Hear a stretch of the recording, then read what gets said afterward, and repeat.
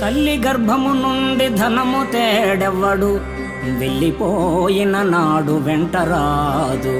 లక్షాధికారైన లవణ అన్నమెగాని, మెరుగు బంగారము మృంగబోడు.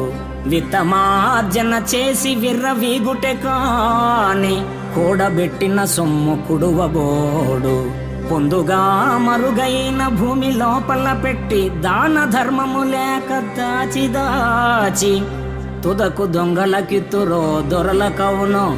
తేనె జుంటి గలియవా తెరువరులకు, భూషణ వికాస శ్రీధర్మపుర నివాస. దుష్ట సంహార నరసింహ దురిత దూర.